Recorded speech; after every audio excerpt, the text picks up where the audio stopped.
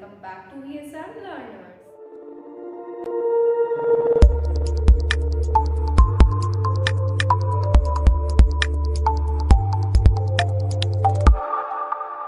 In this video, we are continuing our previous topic, Phyla Annelida. Okay, तो हमने ना एक जो मेरा लास्ट टॉपिक जो था, लास्ट वीडियो पे हमारा टॉपिक चल रहा था एनालिडा का फाइला, है ना, और हमने उसके कुछ बेसिक कैरेक्टर्स पढ़ लिए थे और उनके एक ऑर्गन सिस्टम को कंप्लीट किया था, कुछ ऑर्गन सिस्टम को कंप्लीट कर लिया था। तो एक क्विक रिवीजन लेते हैं कि हमने पहले क्या पढ़ा था और उसके बाद हम सर्कुलेटरी सिस्टम से स्टार्ट करेंगे। ठीक है, तो जो चीज़ हमने पहले पढ़ी थी वो क्या क्या थी, बिल्कुल स्टार्टिंग पे जाते हैं और देख लेते हैं एक बार। आपने पढ़ा था बेसिक से कैरेक्टरिस्टिक पढ़ लिए थे कि टर्म दिया था लेमार्क ने। टर्म क्यों दिया था? क्योंकि इनकी बॉडी पे सेगमेंटेशन है, बेबी रिंग्स प्रेजेंट है, हैबिटाट कैसा है, मॉइस्ट कंडीशन में रहना पसंद करते हैं क्योंकि रेस्पिरेशन में हेल्प करता है, और ऑर्गन सिस्टम है इनकी पूरी बॉडी में, बहुत अच्छा डेवलप्ड ऑर्गन सिस्टम है। ट्रिप्लोब्लास्टिक है, आपने पढ़ लिया था। सिमेट्री आपने बायोलिटरली सिमेट्रिकल है, ये चीज़ आपने पढ़ ली थी। तो सारे बेसिक कैरेक्टर्स अच्छे डेवलप्ड कैरेक्टर्स थे इनकी बॉडी में। देन आपने पढ़ा था कि इनकी बॉडी सिलोमेट होती है, tube with in tube body plan है इनके अंदर, और क्यूटिकल इनके पास है। स्केलेटन लाइक प्रॉपर स्केलेटन नहीं है बट हाइड्रोस्टैटिक स्केलेटन इनकी बॉडी में प्रेजेंट है, आपने ये चीज़ भी पढ़ ली थी। And then we move to digestive system. Digestive system के बारे में जब हमने बात करी थी तो ये हमने समझा था कि it is somewhat relatable to humans, right, मतलब हम अपने आप से इसे कंपेयर करके याद कर सकते हैं। और ये जो डायग्राम था ये अर्थवॉर्म का डायग्राम है जो एनसीईआरटी की बुक से ही मैंने लिया है। रेस्पिरेटरी सिस्टम के बारे में मैंने आपको पहले ही बहुत बार ये रिपीट हो गया कि हमने जितने भी मोस्ट ऑफ द एनालीड्स होते हैं ये क्यूटेनियस रेस्पिरेशन करते हैं, यानी कि ये मॉइस्ट स्किन के थ्रू ही रेस्पायर करते हैं। सो बेसिक सब ये हमने हमारे पिछले वीडियो में कंप्लीट कर लिया था। अब यहाँ मैंने आपको obviously I am not going to give you the details, तो आपने अगर इससे पहले वाली वीडियो नहीं देखी है तो पहले वो देख लीजिए। लिंक आपको डिस्क्रिप्शन में भी मिल जाएगा और या फिर यहाँ पे मैं आई बॉक्स या कैप्शन में मेंशन कर दूंगी। कूल। नाउ नेक्स्ट हम अब जो इस वीडियो में स्टार्ट कर रहे हैं वो है सर्कुलेटरी सिस्टम। बहुत ध्यान से सुनना बिकॉज एनालिडा ने यहाँ मारी थी बहुत बड़ी जंप। कैसे याद रखना, थोड़ा सा रिवाइज कर लो पिछले फाइलम को। क्या किसी फाइलम में सुना कि सर्कुलेटरी सिस्टम है?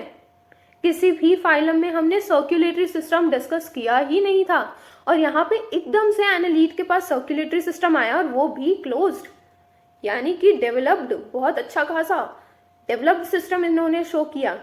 अब ये कैसे हुआ ये समझ नहीं आया उस टाइम पे, मतलब लाइक एनालिड में सब कुछ नॉर्मल ही चल रहा था बट ये एकदम से जो सर्कुलेटरी चीज़ आई ये कैसे आई ये चीज़ समझ ही नहीं आया। क्लोज सर्कुलेटरी सिस्टम है, ठीक है, क्लोज सर्कुलेटरी सिस्टम हमारी ही बॉडी में है ना, हायर एनिमल्स की बॉडी में है। तो इन्होंने तो जो जंप मारी है तो ध्यान तो पूरा देना पड़ेगा कि इन्होंने ऐसा कैसे कर लिया और क्या क्या इनके पास है जो बहुत अलग है। बट हालांकि ये है कि पॉइंट यहाँ पे ये है एनालिड ने क्लोज दिखाया। अब इसके बाद जब आप नेक्स्ट फाइला पढ़ेंगे ना वहाँ आपको ओपन सर्कुलेटरी सिस्टम मिलेगा। तो बहुत ही मतलब ग्राफ ऐसे जाके ऐसे आया बट इन्होंने एक पीक पकड़ी एकदम से। तो क्लोज सर्कुलेटरी सिस्टम है। क्लोज सर्कुलेटरी सिस्टम का मतलब क्या है, ये जो टर्म्स हैं बेसिक, वैसे मैंने अपनी बहुत पहले मैंने एक वीडियो अपलोड करी थी जिसमें जूलॉजिकल टर्म्स डिस्कस किए थे, वहाँ पे मैंने क्लियर किया था क्लोज्ड क्या है। यानी कि आपका circulatory system is consist of tubes and vessels, capillaries, ठीक है, तो दैट इज क्लोज्ड।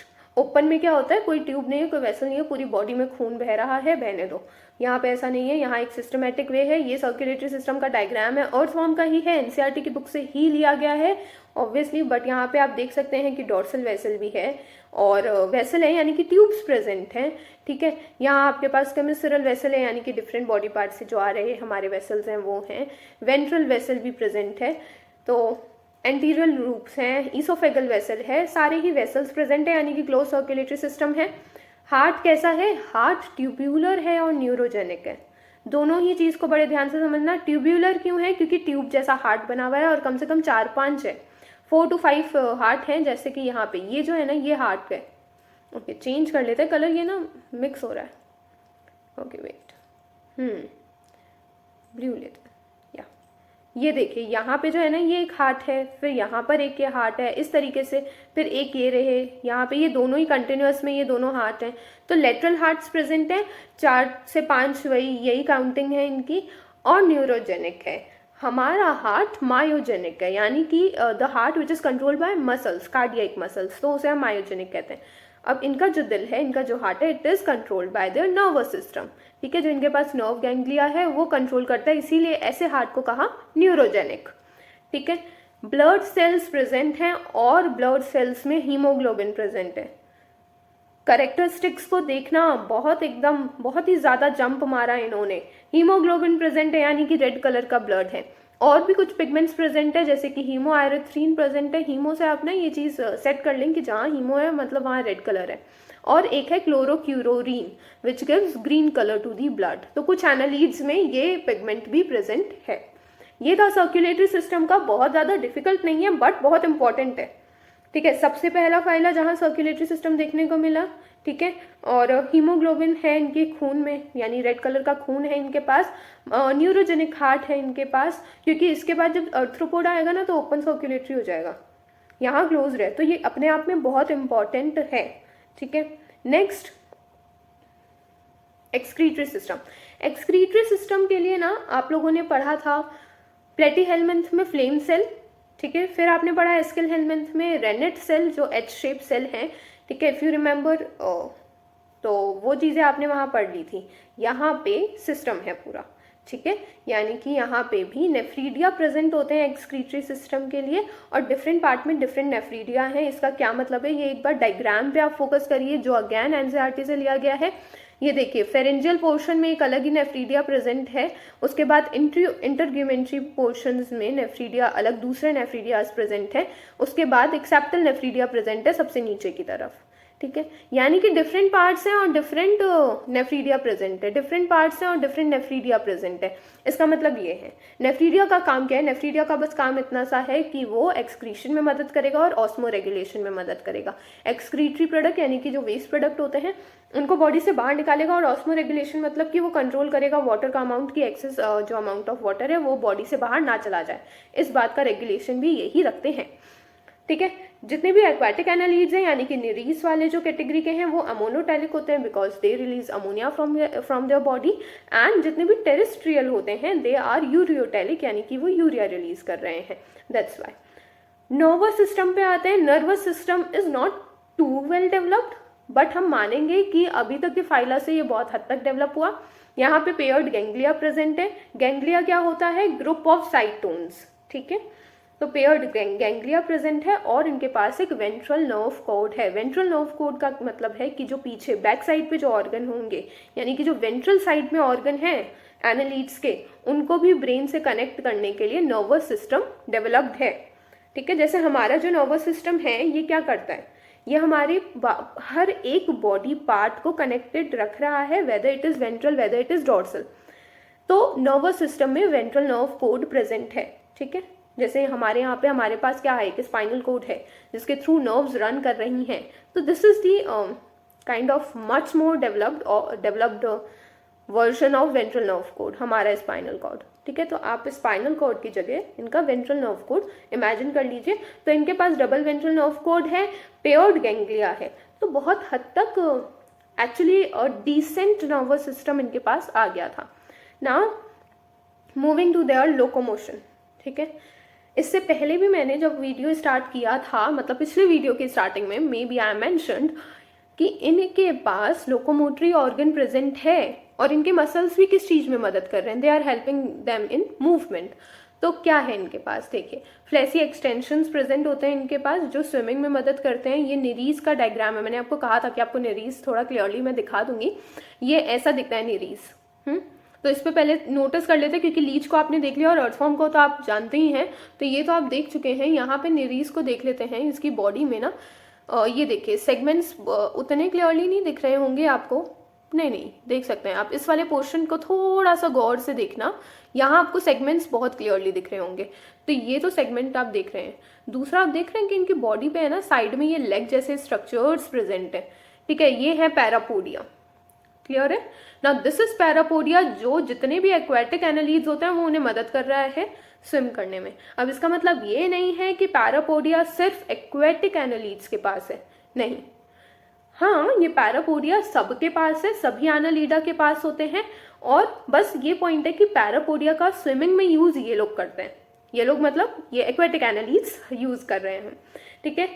अब बात करते हैं कि जो हमारे पास टेरेस्ट्रियल वाले हैं, यानी कि अर्थवॉर्म क्या करता है, निरीज तो स्विम कर रहा है, उसके पास पैरापोडिया और ये स्विम कर रहा है मजे में, कोई दिक्कत नहीं है इसको। अर्थवॉर्म पे आते हैं, अर्थवॉर्म के पास क्या है, अर्थवॉर्म के पास भी पैरापोडिया प्रेजेंट है, बट इनके पास एक स्ट्रक्चर प्रेजेंट है जिसे कहते हैं सीटे, ठीक है। ये क्या होता है, अभी ऐसे देखते हैं कि ये मेरा अर्थवॉर्म, एक मिनट, एक थोड़ा अजीब सा डायग्राम ड्रॉ कर लेते हैं ताकि समझ पाएंगे, करेक्ट।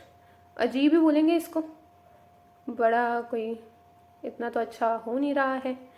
ओके वेट, ग्रीन आ जाओ यार। अच्छा, ये क्या होता है, इनके पास ना अर्थवॉर्म के पास कुछ एस टाइप के स्ट्रक्चर्स प्रेजेंट होते हैं इनके हर एक पोर्शन पे, ठीक है, जैसे कि ये, और इन्हें कहा जाता है सीटे या कीटे बोल लो, सीटे बोला जाता है, जो कि एस शेप के स्ट्रक्चर्स होते हैं। इनकी बॉडी वॉल पे भी हो सकते हैं या इनके पैरापोडिया पे हो सकते हैं। अब इनका काम क्या है, होता क्या है कि अर्थवॉर्म को देखा है कभी चलते हुए, तो ये क्या करते हैं, या तो ये अपने पर्टिकुलर जो फ्लोर पे चल रहे हैं तो उस पर ये ऐसे ऐसे ऐसे ऐसे चलते रहेंगे, या मान लीजिए ये वॉल पे चल रहे हैं तो भी ये ऐसे ऐसे ऐसे ऐसे चलते रहेंगे। यहाँ क्या है, जो स्विम कर रहे हैं उनको तो कोई दिक्कत ही नहीं है, निरीज को तो कोई दिक्कत ही नहीं है, इनके पलटने का कोई चांस नहीं है, कोई खतरा नहीं है, संभाल लेंगे खुद को। लेकिन अर्थवॉर्म के साथ क्या है, क्योंकि ये ऐसे चल रहे हैं ना, तो इनके साथ रिस्क ज्यादा है कि ये पलट सकते हैं। तो इनको कुछ चाहिए कि जब ये चल रहे हैं तो अटैचमेंट बना के रखे उस पर्टिकुलर फ्लोर के साथ या सबस्ट्रेटम के साथ, वो अटैच करके रखे उन्हें। तो ये जो सीटे प्रेजेंट है, ये क्या कर रहे हैं, ये उन्हें अटैच करके रखते हैं। तो जब भाई मेरा अर्थवॉर्म वॉल पे चल रहा है, उसके सीटे उसके अटैचमेंट में मदद कर रहे हैं, ठीक है। मदद पैरापोडिया ही कर रहा है या मदद उसकी स्किन ही कर रहा है मूव करने में, बट उसके साथ प्रेजेंट है सीटे, तो हम उसे भी लोकोमोटरी ऑर्गन ऑब्वियसली कहेंगे ही। तो सीटे एक शेप स्ट्रक्चर होता है जो अटैचमेंट में मदद करता है। ये बात हो गई अर्थवॉर्म जैसे उनकी। सेंगिवोरस जो एनालीड है, सेंगिवोरस एनालीड कौन है, लीच। सबसे पहला डायग्राम जो था लीच को है ना, ऐसा कोई खास मूवमेंट करना नहीं है ना, उसे बस होस्ट ढूंढना है, और होस्ट मिलने के बाद वो चलेंगे भी नहीं, वो जिंदगी भर उन्हीं के साथ चिपके पड़े रहेंगे जब तक उनका पूरा खून ना चूस ले, ठीक है। तो इन्हें ऐसा कोई मूवमेंट तो करना है नहीं। तो सेंगिवोरस एनालीड के पास सकर्स होते हैं, ताकि बस वो चिपट जाए किसी से जाके, कैसे भी बस, तो चिपटने के लिए तो चाहिए सकर्स, और इसलिए इनके पास क्या है, सिर्फ सकर। तो अगर कोई मुझसे पूछ ले निरीज के पास क्या है, भाई पैरापोडिया है, अर्थवॉर्म के पास क्या है, पैरापोडिया है, बट साथ में सीटे अटैच्ड है, और जो मेरे लीच हैं, सेंगिवोरस एनालीड लीच हैं जो, वो क्या है, उनके पास सकर्स हैं। क्लियर है इतना? Now we are moving to the last part, last organ system of these animals, and that is obviously you know reproductive system. Reproductive system थोड़ा कंफ्यूजिंग हो सकता है, या मैं ये कहूँगी कि यहाँ लर्निंग पार्ट थोड़ा फोकस देके कर लेना, क्योंकि यहाँ पे दोनों तरह की कंडीशन है हर एक केस में। फॉर एग्जाम्पल सेक्सेस सेपरेट भी हो सकते हैं और ये यूनाइटेड भी हो सकते हैं, ठीक है। सेपरेट होने का मतलब है कि different sex organ, different body पे डिफरेंट सेक्स ऑर्गन हो सकता है, मेल अलग फीमेल अलग, ऐसा हो सकता है, ये हमें शो करता है नीरिस। लेकिन यूनाइटेड हो सकता है, यानी कि एक ही एनिमल में बोथ सेक्स, हर्माफ्रोडाइट वाला कंडीशन हर्माफ्रोडाइट वाला कंडीशन हो सकता है अर्थवॉर्म में और लीच में, ये हमें देखने को मिलता है। नेक्स्ट, फर्टिलाइजेशन एक्सटर्नल हो सकता है बॉडी से बाहर, जैसा कि अर्थवॉर्म और निरिस में देखने को मिलता है, और इंटरनल हो सकता है जैसा कि आपको लीच में देखने को मिल रहा है।